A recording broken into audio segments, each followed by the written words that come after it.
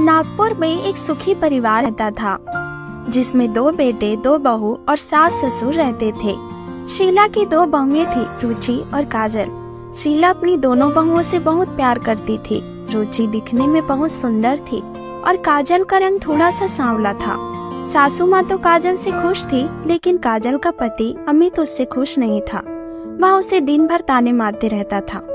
तभी अमित, तुम यहाँ मेरे बगल में नहीं सो सकती, जाओ तुम जमीन में सो। मुझे तो तुम्हारा शक्ल भी देखना पसंद नहीं है।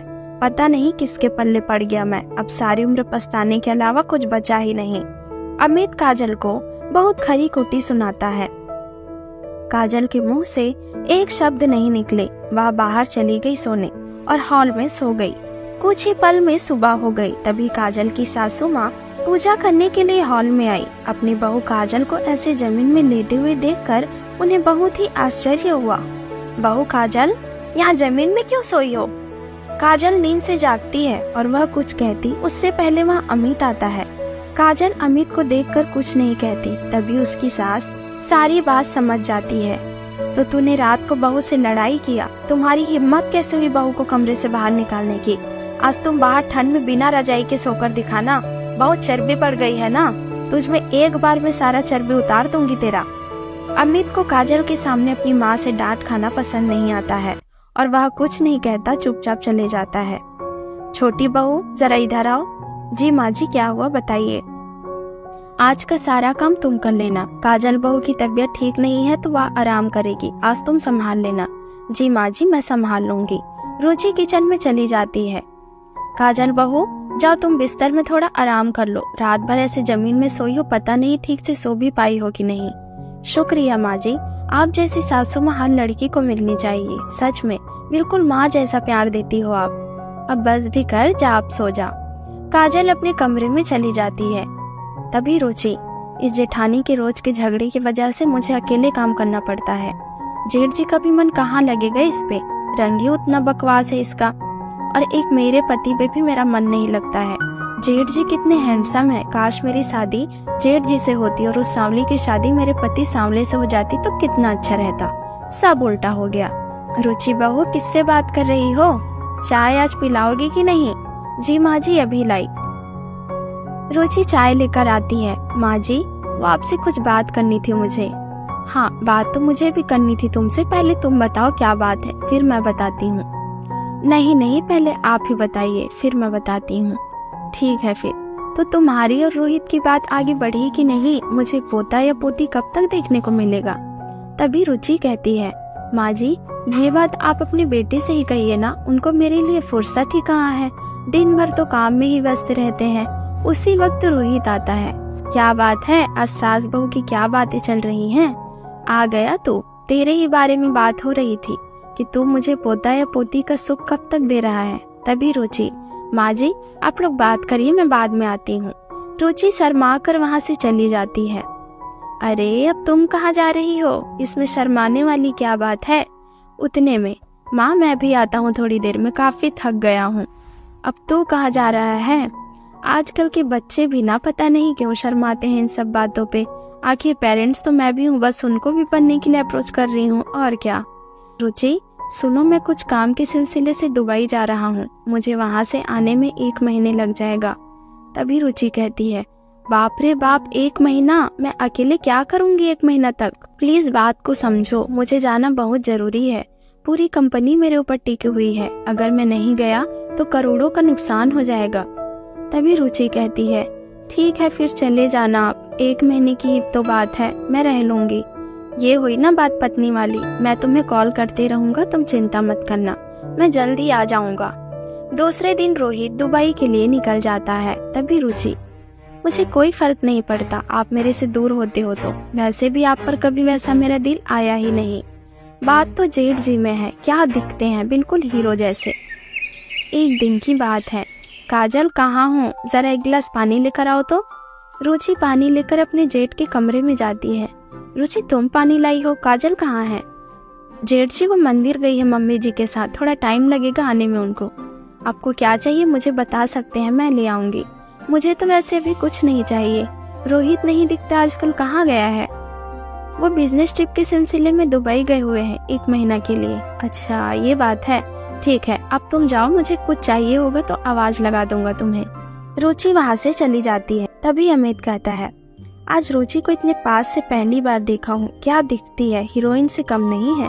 काश ये मेरी पत्नी होती। रुचि गई नहीं थी, वो कमरे के बाहर से सब कुछ सुन लेती है। अच्छा ये बात है, मैं ही जेठ जी पर लट्टू नहीं हूँ, वो भी है, अब तो और आसानी होगी मुझे। तभी रुचि आंगन को झाड़ू लगाती रहती है। उसी वक्त अमित आता है। रुचि क्या तुम फ्री हो अभी? फ्री तो नहीं हूँ जेठ जी, लेकिन क्या काम है बताइए मुझे, मैं टाइम निकाल लूंगी। आज शाम पार्क में मिलना 7 बजे, कुछ इम्पोर्टेंट बात करनी है तुमसे। क्या बात है जेठ जी, आप यहीं कह दीजिए। रुचि दिखावे के लिए लाइन कहती है, लेकिन उसको तो मजा आ रहा था कि अमित उसको मिलने के लिए कह रहा था। तभी अमित कहता है, नहीं यहाँ नहीं कह सकता, पार्क में ही मिलना तुम, ठीक है, और वहाँ से चला जाता है। उतने में रुचि की सास और जेठानी वापस आ जाते हैं। शाम हो जाती है। तभी रुचि, काजल दीदी मैं थोड़ा बाहर से आती हूँ, एक जरूरी काम है, दाल मैंने बना दी है, सब्जी चावल आप बना लेना, ठीक है। तभी काजल कहती है, ठीक है जाओ तुम, आराम से आना, मैं सारा काम संभाल लूंगी। रुचि पार्क के लिए निकल जाती है। उसी वक्त अमित, काजल मैं मेरे दोस्त सुमित से मिलकर आता हूँ, काफी दिनों बाद वो गाँव से लौटा है। ठीक है जी जाइए, आराम से जाना। अमित भी झूठ बोलकर पार्क के लिए निकल जाता है। रुचि पहले ही पहुंच जा रहती है और अमित का इंतजार करती रहती है। तभी अमित वहां आ जाता है। आने में काफी लेट हो गया आपको जेठ जी, काजल दीदी नहीं आने दे रही थी क्या? ऐसे जोक मारकर रुचि मजाक करती है। रुचि तुम मुझे जेठ जी मत बोला करो, अमित कहा करो। वो एक्चुअली मुझे तुमसे कहना था कि मैं अपनी पत्नी से खुश नहीं हूँ। जब जब तुमको देखता हूँ खुद को रोक नहीं पाता हूँ और तुम्हारे तरफ खींचा चलाता हूँ। क्या तुम भी मेरे लिए ऐसा महसूस करती हो? तभी रुचि कहती है, जेठ जी नहीं नहीं अमित जी, मैं आपको क्या बताऊं, मेरी भी यही परेशानी है, मुझे भी आप बहुत पसंद है, लेकिन मैं कुछ नहीं कर सकती। तुम भी मुझे पसंद करती हो, मुझे तो पता ही नहीं था। मैं भी तुम्हें पसंद करता हूँ और तुम्हारे साथ हर एक पल को बिताना चाहता हूँ। तभी रुचि कहती है, ठीक है अब ज्यादा रोमांटिक मत होइए, चलो घर चलते हैं, टाइम भी बहुत हो गया है। दोनों घर की ओर चले जाते हैं। रात हो जाती है। रुचि अपने कमरे में सोई रहती है। रात के 1 बज रहे थे। तभी अमित चुपचाप उठकर रुचि के कमरे में जाता है। रुचि को दरवाजे की खटखटाने की आवाज आती है। रुचि दरवाजा जब खोलती है तब, आप यहाँ इतनी रात को क्या कर रहे हैं? माँ जी या काजल जी ने देख लिया तो गड़बड़ हो जाएगी।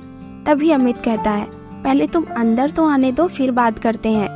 आधी रात को काजल और अमित एक ही कमरे में रात गुजारे। सुबह 4 बजते ही अमित अपने कमरे में चला गया। अब ये सिलसिला रोज चल रहा था।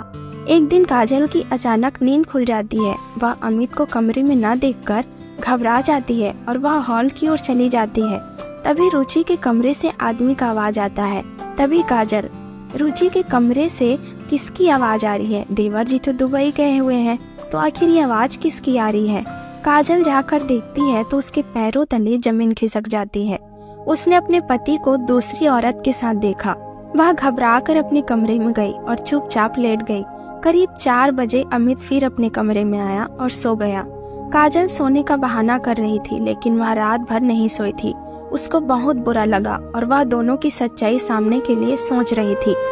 काजल अब उदास उदास रहती थी। तभी एक दिन, क्या हुआ बहू, आजकल तुम बहुत उदास उदास रहती हो, कुछ बात है क्या?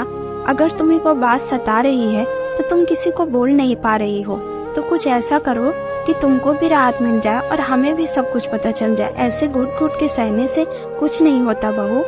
शीला की बातों से काजल के अंदर हौसला आ गया और वह अपने देवर जी को फोन करती है और सारा सच्चाई बता देती है। तभी रोहित, भाभी आप पागल हो गई हो क्या? रुचि और भैया का भाई बहन जैसा रिश्ता है, आप ऐसे कैसे कह सकती हो?